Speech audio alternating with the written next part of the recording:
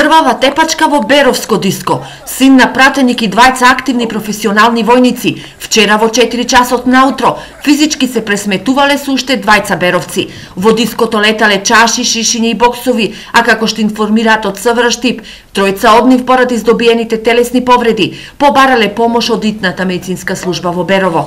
Од двајцата пријатели, едниот бил расечен по главата од удар со чаша, а другиот добил удари по главата и заработил потрес на мозокот. Веднаш биле однесени во Беровската итна помош, а потоа и во болницата во Кочани, пошто се пуштени на домашно лекување.